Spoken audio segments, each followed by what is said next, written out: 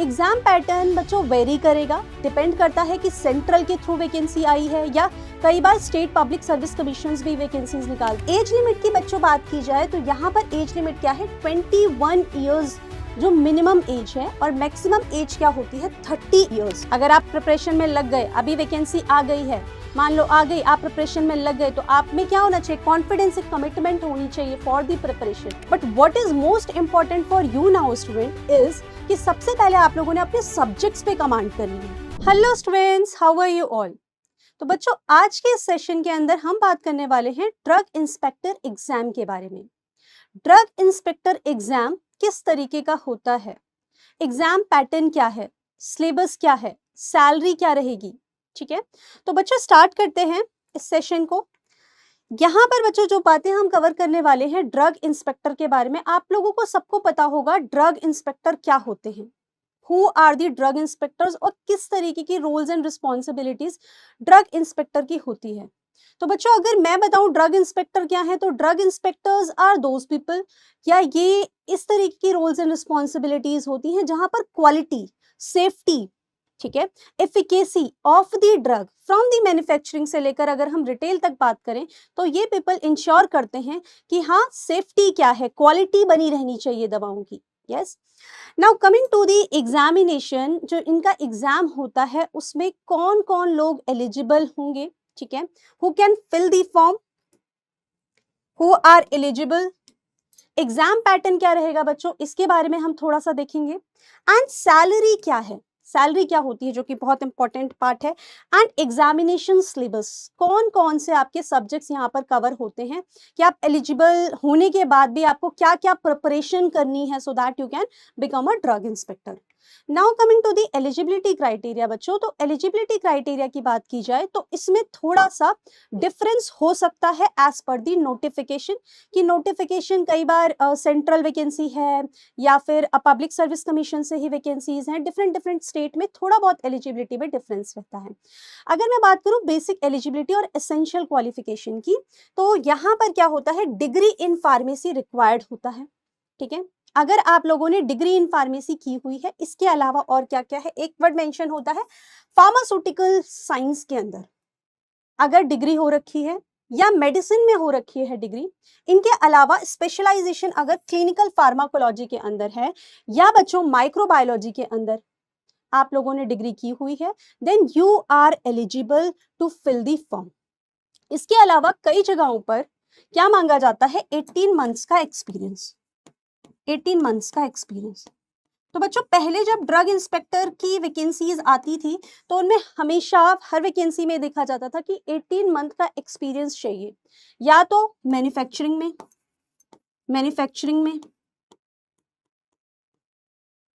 या फिर टेस्टिंग में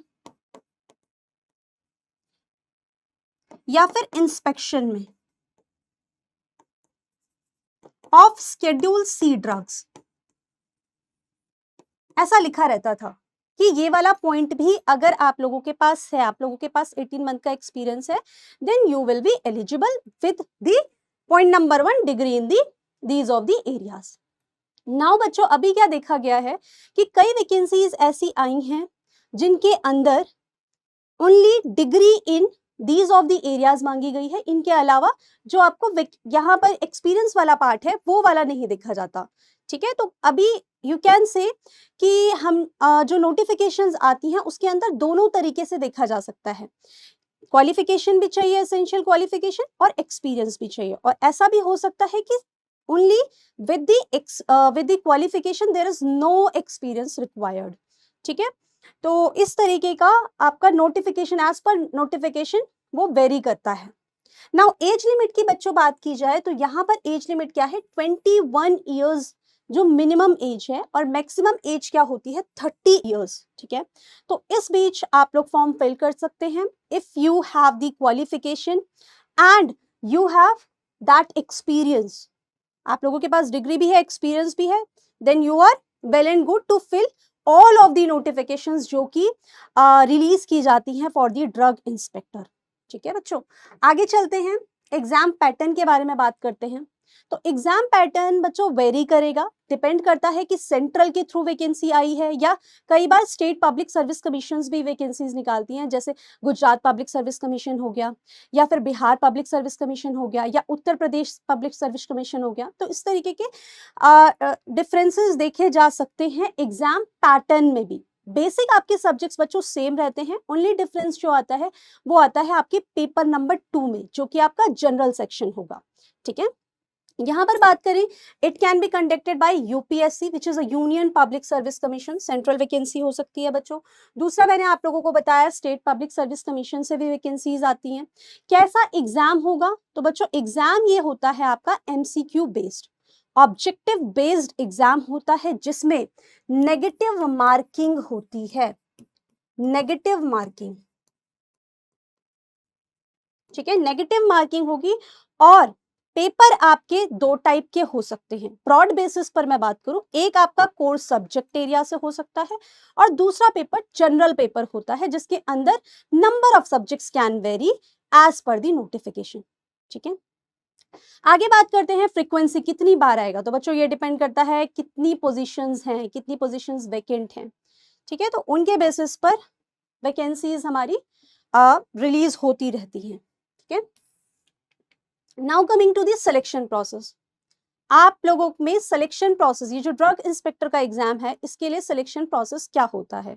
क्या ओनली एग्जाम देने से हो जाता है या फिर इसके बाद जो रिटन एग्जाम है, रिटन एग्जाम के बाद एक और एग्जाम होगा which is known as, you can say, qualifying parameter for the drug inspector. We have interview. ठीक है, इंटरव्यू भी होता है और इसका वेटेज बच्चों वेरी करता है, कई बार 50-50%, रिटन का 50%, इंटरव्यू का 50%। ठीक है, तो ये नोटिफिकेशन वाइज थोड़ा सा वेरिएशन देखा जाता है। चलिए तो बात करते हैं, अगर मैं सिलेक्शन प्रोसेस की बात कर रही हूँ तो सबसे पहले आपने क्या करनी है, अपनी डिग्री लेनी है। ठीक है, बैचलर्स इन फार्मेसी या फार्मास्यूटिकल फील्ड, माइक्रोबायोलॉजी या क्लिनिकल फार्माकोलॉजी, जिस सब्जेक्ट से आपने करा हुआ है। उसके बाद बच्चों मास्टर्स डिग्री, कई नोटिफिकेशंस में ये भी मेंशन होता है कि डिजायरेबल क्वालिफिकेशन, अगर मास्टर्स डिग्री है तो वो डिजायरेबल कैटेगरी के अंदर आती है, then it is also well and good if you have masters qualification. तो ऐसा नहीं है कि बैचलर इन फार्मेसी वाले ही बच्चे फिल करते हैं ड्रग इंस्पेक्टर का एग्जाम, मास्टर इन फार्मेसी वाले बच्चे भी ड्रग इंस्पेक्टर का एग्जाम फिल कर सकते हैं। ठीक है ना, उसके बाद बच्चों आप लोगों ने फॉर्म फिल करने हैं और जो भी आपका एग्जाम है उस एग्जाम को देना है, which is known as a written exam, उसको क्वालिफाई करोगे and then there will be interview as per norms, there will be a merit and you will be selected. ठीक है, तो बच्चों अब सैलरी एक बहुत इंपॉर्टेंट पैरामीटर होता है कि सैलरी क्या होगी। तो बच्चों हम बात कर रहे हैं यहाँ पर 7th पे कमीशन के अकॉर्डिंगली। ठीक है, 8th पे कमीशन जैसे इम्प्लीमेंटेड होगा तो ऑफकोर्स सैलरी इंक्रीज करेगी। यहाँ पर 7th पे कमीशन के अकॉर्डिंगली देखा जाए तो बच्चों, तो यहाँ पर मंथली सैलरी जो है वो 44,900 से 1,42,400 ये रेंज रहती है। ठीक है, this is a basic salary, ये बेसिक सैलरी है। इसमें बहुत सारे एडिशंस होते हैं, टीए है, डीए है, इनके अलावा भी बहुत सारे एडिशनल पर्क्स होते हैं, गवर्नमेंट पर्क्स होते हैं, अलाउंसेस होते हैं, मेडिकल इंश्योरेंस होता है, बहुत सारी चीजें और भी ऐड होती हैं। तो सैलरी बच्चों काफी अच्छी है अगर देखा जाए ड्रग इंस्पेक्टर की। ठीक है, और इफ द 8th पे कमीशन विल बी इम्प्लीमेंटेड, ये और भी ज्यादा बढ़ेगी। तो बात करते हैं बच्चों की स्किल्स क्या रिक्वायर्ड है, हु विल बी एलिजिबल। ठीक है, who will be eligible for the drug inspector if they have these of the qualification, if they have these of the qualifications like discipline and patience आपने बनाए रखना है, analytical thinking होनी चाहिए, क्योंकि बच्चों इसमें भी अगर हम बात करते हैं तो हमारे पास सब्जेक्ट्स होते हैं, जनरल साइंस है या फिर मैथमेटिकल रीजनिंग वाला पार्ट है, तो आप एनालिटिकल थिंकिंग है, ये तो हम बोलते हैं नॉट फॉर द वैकेंसी और drug inspector, analytical thinking is required for all. Yes, we need to have that, you can say that skill, वह हमें ग्रो करनी पड़ती है, एनालिटिकल थिंकिंग होनी चाहिए। ठीक है, अगर आप पढ़ रहे हैं डिसिप्लिन होना चाहिए, और of course in the job और roles and responsibility of the drug inspector and for all of the jobs, discipline and patience is required. Yes, for the preparation it is required. Confidence and commitment. अगर आप preparation में लग गए, अभी vacancy आ गई है, मान लो आ गई, आप प्रिपरेशन में लग गए, तो आप में क्या होना चाहिए? कॉन्फिडेंस, एक कमिटमेंट होनी चाहिए for the preparation, then only you can qualify. So these are some of the skills for all of the examinations you should have. अच्छी नॉलेज होनी चाहिए बच्चों ड्रग लॉस की, क्योंकि ये एरिया ही ऐसा है, ये एरिया ही ऐसा है जहां पर आपको ड्रग लॉज के बारे में पता होना चाहिए. और इसीलिए आप लोगों ने बी फार्मा के अंदर, जब आप बैचलर इन फार्मेसी कर रहे होंगे, तो आप लोग एक सब्जेक्ट पढ़ते होंगे, जूरिस्प्रूडेंस. ठीक है, जूरिस्प्रूडेंस एक सब्जेक्ट पढ़ा होगा आप लोगों ने, जिसके अंदर पढ़ाते ही हम क्या है, ड्रग लॉज से रिलेटेड. इसमें ड्रग लॉज के बारे में बताया जाता है. तो हमको ये सब पता होना चाहिए. डीएनसी एक्ट क्या होता है? Drug and cosmetics act. ठीक है, ये सब बातें हमको पता होनी चाहिए. Drugs and cosmetics act, magic remedies क्या है, बहुत सारे एक्ट्स हैं इसके अंदर, तो हमको सारे एक्ट्स पता होने चाहिए. And this is a most important part in the drug inspector, जो कि आप लोगों को इंटरव्यू के टाइम भी काम आता है. चलिए बात करते हैं बच्चों क्या क्या सब्जेक्ट्स रहेंगे. तो आपके सारे सब्जेक्ट्स रहेंगे बच्चों. बी फार्मा के जो भी सब्जेक्ट्स आप लोग पढ़ रहे हैं, उनको आपने बहुत ध्यान से पढ़ना है. आपने 4 ईयर्स पढ़े हैं बी फार्मा के अंदर अगर देखा जाए, और इसके अंदर आपने ब्रॉड बेसिस पर ए फाइल से there are 4 subjects. What are these 4 subjects? See, pharmaceutics, जिसके अंदर आप लोगों ने पढ़ा होगा physical pharmacy, then biopharmaceutics, dosage and calculations पढ़ी होंगी बच्चों आप लोगों ने. डोसेज एंड कैलकुलेशंस ये बहुत इंपॉर्टेंट हो जाता है ड्रग इंस्पेक्टर एग्जाम के लिए. टॉपिक बहुत इंपॉर्टेंट है, डोसेज एंड कैलकुलेशन, पोसोलॉजी. ठीक है, इसके अलावा माइक्रोबायोलॉजी, बायोटेक,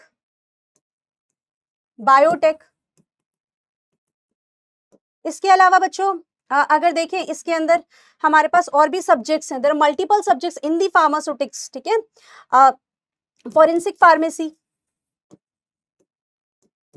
बहुत सारे सब्जेक्ट्स हैं बच्चों. तो इनको आप 4 ब्रॉड कैटेगरीज में डिवाइड कर सकते हैं, और उसके बाद इन एरियाज को आपने एक एक करके पढ़ते जाना है. ठीक है, फार्मास्यूटिक्स में ये सारे एरियाज हो गए. जूरिस्प्रूडेंस तो बहुत ही इंपॉर्टेंट है, अभी बताया आप लोगों को.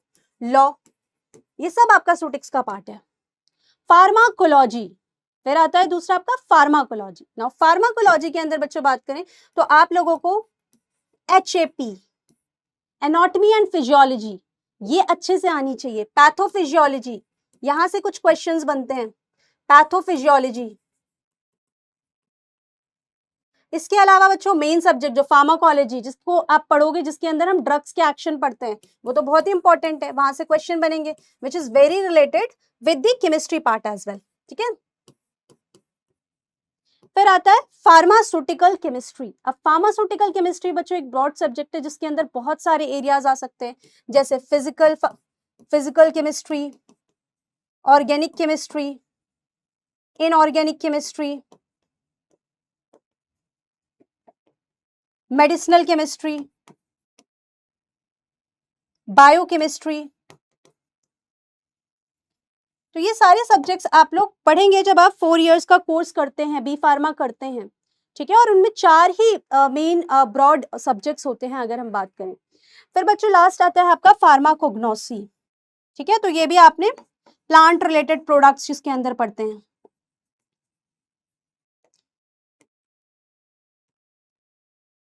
ये सब पॉइंट्स बच्चों आप लोगों को क्लियर होने चाहिए. एक एक सब्जेक्ट करके आपको सारे सब्जेक्ट प्रिपेयर करने हैं for your drug inspector exam.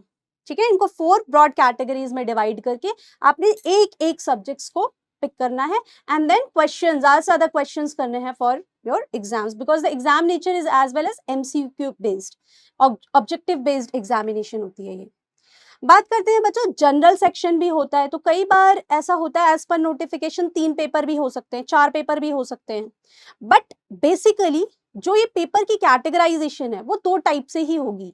एक आपका मेन सब्जेक्ट होगा और दूसरा आपका जनरल सेक्शन होगा. ठीक है, तो जनरल सेक्शन में अगर मैं बात करूं तो जनरल सेक्शन के अंदर जनरल नॉलेज आती है. जो भी आपकी जनरल नॉलेज है उससे रिलेटेड, जनरल साइंस से रिलेटेड क्वेश्चंस आएंगे। इनके अलावा करंट अफेयर्स पूछा जाता है कई बार एग्जाम्स के अंदर, जैसे पब्लिक सर्विस कमीशन से वैकेंसी आ रही है तो उसके अंदर करंट अफेयर्स, जनरल साइंस और उस पर्टिकुलर स्टेट के जो करंट अफेयर्स है उससे रिलेटेड इंफॉर्मेशन भी आपको पता होनी चाहिए। ठीक है, लॉजिकल रीजनिंग, ये मैथमेटिकल पार्ट भी आप लोगों का कवर होता है इसके अंदर। लॉजिकल रीजनिंग हो गई, अर्थमेटिक रीजनिंग हो गई, ये सारे क्वेश्चंस आते हैं बच्चों। ठीक है, उसके बाद इंग्लिश लैंग्वेज भी कई बार पूछा जाता है। इसके अलावा वैकेंसी पर डिपेंड करता है, कई बार कंप्यूटर नॉलेज, कंप्यूटर नॉलेज भी रिक्वायर्ड होती है। ठीक है, तो इस तरीके से ये वेरी कर सकता है कि आपका पेपर 2 क्या क्या पॉइंट्स को कवर करेगा और कौन कौन से एरियाज को कवर करेगा। But what is most important for you now student is कि सबसे पहले आप लोगों ने अपने सब्जेक्ट्स पे कमांड करनी है। ठीक है, सब्जेक्ट 2 क्या प्रिपेयर करना है वो नोटिफिकेशन के हिसाब से डिसाइड होगा कि नोटिफिकेशन में कौन कौन से एरियाज, आपको कौन कौन से एरियाज में वर्क करना है। So what you can do right now is to prepare your subjects. अभी आप लोगों ने अपने सब्जेक्ट्स पे कमांड करनी है if you want to be a drug inspector. Now बच्चों, कौन कौन सी बुक्स से आप पढ़ सकते हो? तो रिसोर्सेज बहुत हैं बच्चों, बहुत सारे रिसोर्सेज हैं, और क्योंकि बहुत सारे रिसोर्सेज हैं तो फॉल्स इंफॉर्मेशन भी बहुत ज्यादा है। ठीक है, तो इसीलिए आई रेकमेंड यू कि आप लोग स्टैंडर्ड बुक से पढ़िए। अगर आप लोगों ने स्टैंडर्ड्स डिसाइड करना है, ये स्टैंडर्ड्स क्या हैं, नॉलेज का स्टैंडर्ड क्या है, तो you should follow the standard books. So what books you can follow बच्चों, यहाँ पर मैंने कुछ यू कैन से एग्जाम्पल्स मेंशन किए हुए हैं।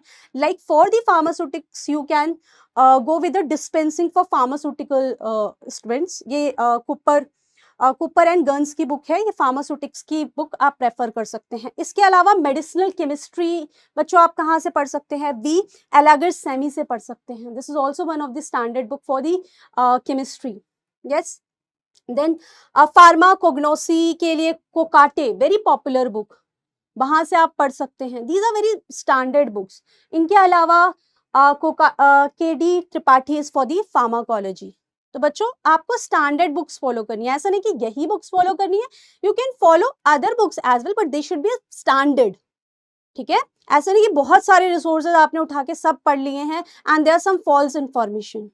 So please follow the standard books if you want to say yes I have a standard in the that particular subjects। और अगर आप लोगों ने establish की है अपनी knowledge को तो you should follow some of the standard books। ठीक है, with this you can qualify very easily the drug inspector exam। then what is left is the second subject। तो second subject के लिए बच्चों आप general subject पढ़ सकते हैं, लूसेंट की बुक है, वहां से आप जनरल साइंस प्रिपेयर कर सकते हैं। मार्केट में लूसेंट की बुक अवेलेबल है जो कि यू कैन से स्टैंडर्ड बुक्स के अंदर आती है। ठीक है, बहुत सिंपल लैंग्वेज के अंदर मेंशन है, आप वहां से एमसीक्यू सॉल्व कर सकते हैं। और एज पर द नोटिफिकेशन जो भी वेरिएशन आती है सेकंड सब्जेक्ट में उसके अकॉर्डिंगली फिर आप प्रिपेयर करते हैं। ठीक है, तो विद दिस बच्चों आई होप ये कंटेंट आपको हेल्प करेगा। और ड्रग इंस्पेक्टर एग्जाम की तैयारी कैसे करनी है, ठीक है, एलिजिबिलिटी क्या है, कौन भर सकता है उनको, कौन कौन से बच्चे ऐसे हैं जो फॉर्म फिल कर सकते हैं, हु आर एलिजिबल, और what is the exam syllabus क्या है, सैलरी स्ट्रक्चर क्या होता है, आप लोग कैसे सेलेक्ट हो सकते हैं। I hope with this content you got some help with this। So with this, thank you so much everyone, bye bye, we'll meet in the next session with the new topic।